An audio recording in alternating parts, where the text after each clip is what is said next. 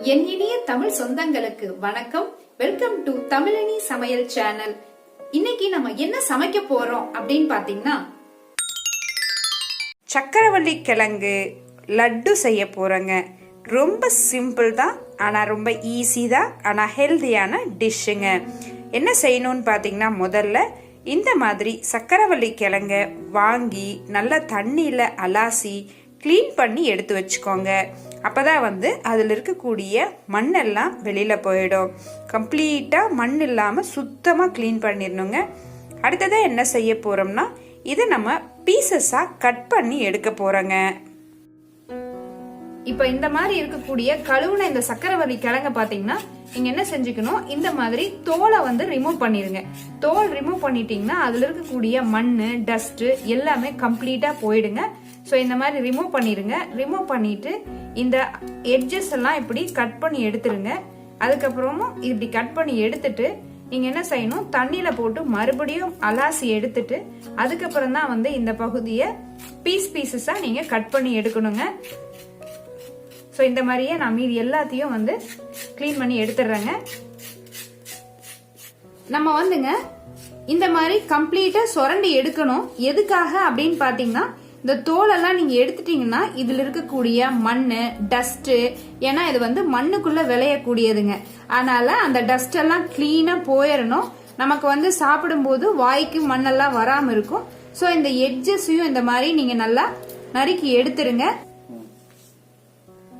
இந்த சக்கரவள்ளி கிழங்க நீங்க வேக வைக்கிறதுக்கு இந்த மாதிரி கிளீன் பண்ணி எடுத்தாச்சுங்க. இப்ப என்ன செய்யறோம்னா, அதுல அதாவது இட்லி பாத்திரத்துல நம்ம வேக வைக்கிறதுக்கு தகுந்த மாதிரி இந்த மாதிரி சின்ன சின்ன பீசஸா கட் பண்ணிருங்க.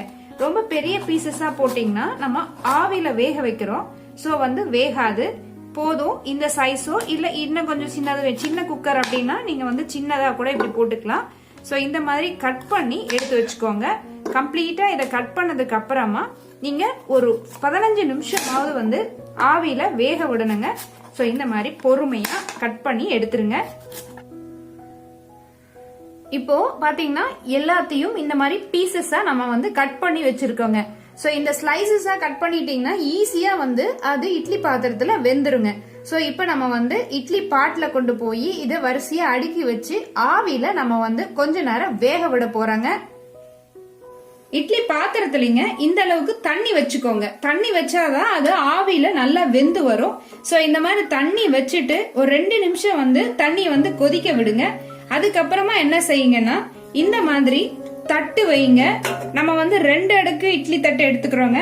சோ தட்டுல என்ன செய்யுங்கன்னா, இந்த மாதிரி நம்ம நறுக்கி வச்சிருக்கக்கூடிய இந்த சக்கரவள்ளி கிழங்க பீசஸ இதுல இந்த மாதிரி அடுக்கி வைங்க. இந்த மாதிரி நீங்க அடுக்கி வச்சீங்க அப்படின்னா உங்களுக்கு நல்ல ஆவி புடிச்சு சீக்கிரமா வெந்துருங்க. நிறைய பேர் என்ன செய்வாங்கன்னா, குக்கர்ல போட்டு தண்ணிய மிக்ஸ் பண்ணி வச்சு வேக விடுவாங்க. அப்படி எக்காரணத்து கொண்டு செய்யக்கூடாதுங்க. இதுல இருக்கக்கூடிய முக்கியமான சத்துக்கள்லாம் போயிடும். ஏன்னா இது ஈஸியா வேகக்கூடியது. சோ அதனால அத்தனையும் தண்ணியோட தண்ணியா கலந்துரும். நம்ம அந்த தண்ணியை வேற ஃபில்டர் பண்ணி எடுத்துருவோம். ஆனா இந்த மாதிரி நீங்க வேக வைக்கும் போது உங்களுக்கு என்ன ஆகாதுங்க, அந்த சத்தெல்லாம் போகாது. நான் இதுல ஒரு அடுக்கு வச்சிருக்கிறேங்க. அடுத்தது இன்னொரு அடுக்கு. சோ 2 அடுக்கு வரைக்கும் உங்களுக்கு ஃபுல்லாக மாதிரி வச்சுட்டுங்க. இந்த மாதிரி நல்லா அடுக்கி வச்சிருங்க. ஒரு 15 இருந்து 20 நிமிஷங்க கண்டிப்பா இது வேகிறதுக்கு டைம் எடுக்கும். இந்த மாதிரி அடுக்கி வச்சுட்டு சோ இட்லி பாட்டினுடைய மூடிய இந்த மாதிரி மூடி வச்சிருங்க. அவ்வளவுதாங்க. ஒரு 15 மினிட்ஸ் நல்லா வேகட்டும். இந்த சக்கரவள்ளி கிழங்க வேக வைக்க ஆரம்பிச்சு 15 நிமிஷம் முடிஞ்சிருச்சுங்க. இப்ப நீங்க தொட்டு பாத்தீங்கன்னா ஈஸியா உடைஞ்சு போகுதுங்க. சோ இது ப்ராப்பரா இப்ப குக் ஆயிடுச்சுங்க. நீங்க என்ன பண்ணிக்கலாம், இத ஒரு பவுலுக்கு டிரான்ஸ்ஃபர் பண்ணி ஆற வச்சிருங்க. அதே நேரத்துல நம்ம என்ன பண்ணிக்கலாங்க, நெய் ஒரு கிண்ணத்துல நெய் எடுத்துக்கோங்க. அதுக்கப்புறம் நீங்க நார்மலா நட்ஸ் எல்லாம் என்னெல்லாம் யூஸ் பண்ணுவீங்களோ அந்த நட்ஸ் எல்லாம் எடுத்து வச்சு அதை நெய்யில ஃப்ரை பண்ணி எடுத்து வச்சுக்கோங்க. தேங்காயும் துருகி எடுத்து வச்சுக்கோங்க. ஸ்வீட் பொட்டேட்டோ நம்ம வேக வச்சுங்க. இந்த மாதிரி நான் ஒரு பவுலுக்கு டிரான்ஸ்ஃபர் பண்ணி வச்சிருக்கிறேங்க. சோ இப்படி டிரான்ஸ்ஃபர் பண்ணி வச்சிட்டீங்கன்னா உங்களுக்கு ஆவி போய் அடங்கி கம்ப்ளீட்டா சில்லுன்னு ஆயிருங்க. அதுக்குள்ளேயே நம்ம என்ன பண்ணிக்கலாங்க, இதுக்குள்ள போட வேண்டிய நட்ஸ் எல்லாத்தையும் ஃப்ரை பண்ணி எடுத்துட்டு வந்துடலாங்க. அதே நேரத்துலங்க தேங்காயை வந்து துருவி அதை நீங்க வந்து நெய்ல ஃப்ரை பண்ணிருங்க. இல்லைன்னா மிக்சியில போட்டு ஒரு அடி அடிச்சுட்டு அதையும் நெய்ல போட்டு ஃப்ரை பண்ணி எடுத்துருங்க. நட்ஸை ஃப்ரை பண்ணிருங்க. மீன்வைல் வந்து தேங்காயும் ஃப்ரை பண்ணி எடுத்துருங்க. நம்ம இதுக்குள்ளேயே வந்து ஏலக்காய் பவுடர் போடலாங்க. அதுக்கப்புறம் நீங்க வந்து நாட்டு சர்க்கரைய வந்து தனியா ஒரு பவுல்ல வச்சுக்கோங்க. ஸோ இதை கம்ப்ளீட்டா ஆறி முடிச்சதுக்கு அப்புறம் நம்ம என்ன செய்ய போறோம்னா எல்லாத்தையும் ஒன்னா போட்டு நம்ம லட்டு மாதிரி பிடிக்க போறோங்க. சர்க்கரை வள்ளிக்கிழங்கு அதாவது ஸ்வீட் பொட்டேட்டோ வேக வச்சு எடுத்தாச்சுங்க. அது ஆறி முடிக்கிறதுக்குள்ள என்ன செஞ்சுக்கலாம்னா இதுக்குள்ள நம்ம சேர்த்தக்கூடிய நட்ஸ் இதுல வந்து பாருங்க வேர்க்கடலைய கிளீன் பண்ணி எடுத்து வச்சிருக்கிறேங்க. இதையும் நீங்க என்ன செய்யணும்னா நெய் விட்டு ஃப்ரை பண்ணி எடுத்துட்டு வரணுங்க. அதாவதுங்க முந்திரி, திராட்சை, பாதாம் இத மூணையும் வந்து நான் தனியா எடுத்து வச்சிருக்கேங்க. அது முந்திரியும் பாதாமியும் இந்த மாதிரி உடைச்சு வச்சுக்கோங்க. அதுக்கப்புறமா நம்ம வந்து நெய்ல வந்து இத ஃப்ரை பண்ணி எடுக்கிறோங்க. தேங்காய் ஒரு மூடி எடுத்திருக்கேங்க. அதை பீசஸா இந்த மாதிரி நறுக்கி போட்டிருக்கேன். நீங்க இப்ப வந்து மிக்ஸி ஜார்ல ஒரு 2 நிமிஷம் சுத்த விட்டீங்கன்னா உங்களுக்கு பீசஸா வந்துருங்க. அதையும் நம்ம நெய்ல வந்து ஃப்ரை பண்ணி எடுத்துக்கலாங்க. இதுல பாத்தீங்கன்னா நான் தேங்காய், ஏலக்காய், வேர்க்கடலை, முந்திரி, திராட்சை இது எல்லாத்தையும் வந்துங்க நெய் விட்டு சிம்ல வச்சு எல்லாத்தையும் இள வறுப்பா வறுத்து எடுத்துருக்குறேங்க. சோ இந்த மாதிரி நீங்க ஃப்ரை பண்ணி எடுத்துக்கிட்டீங்கன்னா உங்களுக்கு அதுல பிசைஞ்சு நம்ம லட்டு மாதிரி செஞ்சு சாப்பிடும் போது ரொம்ப ரொம்ப ரொம்ப டேஸ்டியா இருக்குங்க. இது வந்துங்க நாட்டு சர்க்கரை. நாட்டு சர்க்கரை நம்ம ஸ்வீட் அதுலயே ஏற்கனவே இருக்கிறதுனால கொஞ்சமா ஆட் பண்ணா போதுங்க. இதுல வந்து பாத்தீங்கன்னா ஒரு சின்ன கப்புல நான் வந்து நாட்டு சர்க்கரையை எடுத்து வச்சிருக்கிறேங்க. சக்கரவள்ளிக்கிழங்கு வேக வச்சது அதுவும் ஆறிடுச்சுங்க. இப்போ தேங்காய் மற்ற நட்ஸும் ஃப்ரை பண்ணி எடுத்து வச்சாச்சுங்க. இப்போ நம்ம வந்து எல்லாத்தையும் மிக்ஸ் பண்ணி லட்டு மாதிரி செய்ய போறோங்க. ஃபர்ஸ்ட் வந்துங்க நம்ம இந்த வேக வச்சு எடுத்து வச்சிருக்கக்கூடிய சக்கரவள்ளிக்கிழங்கு அதை வந்து இந்த இதுக்கு டிரான்ஸ்ஃபர் பண்றோம். இது கம்ப்ளீட்டா ஆறிடுச்சுங்க. அதே மாதிரி இதுலயும் இருக்கு. சோ இதையும் இதுல வந்து நம்ம ஆட் பண்றோங்க. இப்போ என்ன செஞ்சுக்கோங்க, இத வந்து இந்த மாதிரி கையை சுத்தமா கழுவுனதுக்கு அப்புறம் நல்லா இந்த மாதிரி ஸ்மாஷ் பண்ணி விட்டுருங்க.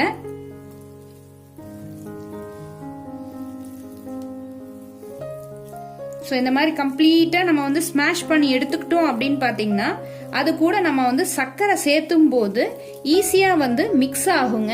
கூடவே வந்து பைண்டிங் மாதிரி வர்றதுக்காக நம்ம என்ன செஞ்சுக்கணும்னா கொஞ்சமா நெய் ஆட் பண்ணணுங்க.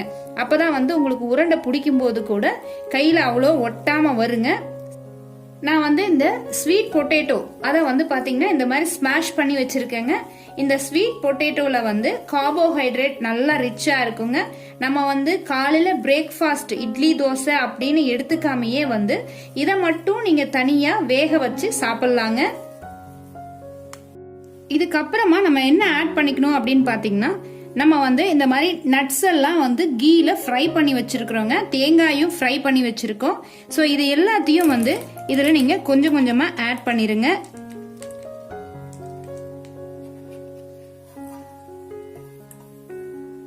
இதை வந்து என்ன பண்ணிக்கோங்க, இதோடவே வந்து நிதானமா இப்படி நல்லா மிக்ஸ் பண்ணிருங்க.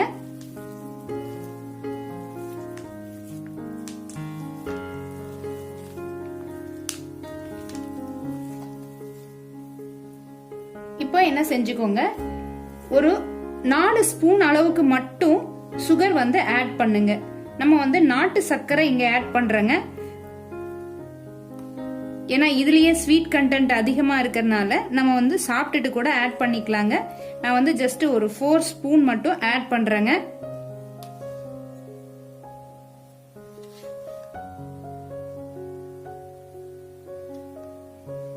இது வந்து பியூரான கீங்க. இந்த நெய்யை வந்து இந்த மாதிரி உருக்கி எடுத்து வச்சுக்கிட்டு ஒரு 3 ஸ்பூன் அளவுக்கு வந்து இதுல ஆட் பண்ணிருங்க. அவ்வளவுதாங்க. இதுல ஆட் பண்ண வேண்டிய எல்லா இன்கிரிடியன்ஸும் போட்டாச்சுங்க. இப்போ நிதானமா கம்ப்ளீட்டா இத வந்து பொறுமையா எல்லாம் ஒன்னா மிக்ஸ் ஆகிற மாதிரி வந்து பிசைஞ்சு எடுத்துருங்க. பிசைஞ்சதுக்கு அப்புறம் நம்ம வந்து லட்டு ஃபார்மட்டுக்கு கொண்டு வந்துடலாங்க. நம்ம இந்த மாதிரி எல்லாத்தையும் போட்டுங்க நல்லா மிக்ஸ் பண்ணி வச்சாச்சுங்க. ஸோ இந்த ஒரு ஸ்டேஜில் நீங்கள் என்ன பண்ணிக்கலாம் அப்படின்னு பார்த்தீங்கன்னா, ஒருவேளை சுகர் உங்களுக்கு வந்து குறைவாக இருக்கிற மாதிரி ஃபீல் பண்ணால் கொஞ்சம் சர்க்கரை ஆட் பண்ணிக்கோங்க. முடிஞ்சால் நாட்டு சர்க்கரை ஆட் பண்ணுங்க. இது ஏன்னா சுகர் ஆல்ரெடி இருக்கிறதுனால நான் வந்து அவ்வளோதாங்க ஆட் பண்ணியிருக்கேன். 4-5 ஸ்பூன் மட்டும் போதும். ஸோ என்ன பண்ணுங்க, இந்த மாதிரி வந்து உருண்டை பிடிக்க ஆரம்பிச்சிருங்க. நீங்கள் இன்னொன்று செய்யலாம், உங்களுக்கு நெய் வந்து நிறைய ஆட் பண்ணிக்குவீங்கன்னா கையில் வந்து நெய்யை தடவிக்கிட்டு இந்த மாதிரி உருண்டை பிடிக்க ஆரம்பிச்சிருங்க. இதை சமைச்சோம் அப்படின்னா வித்தின் 1 டேல நம்ம வந்து சாப்பிட்றணுங்க.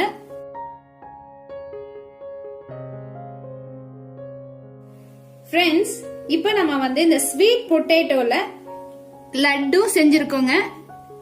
ஒரு சூப்பரான லட்டு ரெசிபி. இங்க பாத்தீங்கன்னா கேக், எல்லாரும் பர்த்டேக்கு கேக் வெட்டுவோம், நம்ம கடையில ஆர்டர் பண்ணி சாப்பிடுவோம். இதுல பாத்தீங்கன்னா ஸ்பெஷலா இந்த ஸ்வீட் பொட்டேட்டோனுடைய ஸ்மாஷஸ்லயே செஞ்சிருக்கக்கூடிய கேக்குங்க.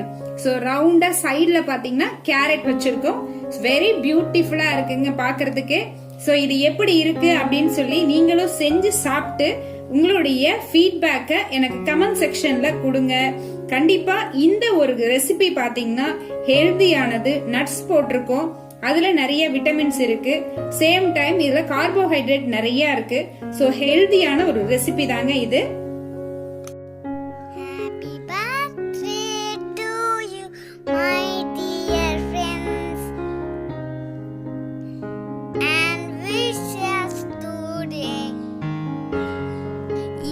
பிறந்த நாள் வாழ்த்துக்கள் நண்பர்களே.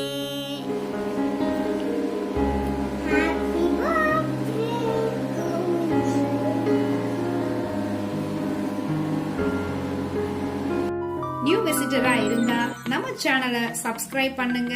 நான் போடக்கூடிய புது வீடியோஸ் எல்லாத்தையும் நீங்க வாட்ச் பண்ணலாங்க. சோ இந்த மாதிரி சிறப்பான வீடியோவோட நான் மறுபடியும் சந்திக்கிறேங்க.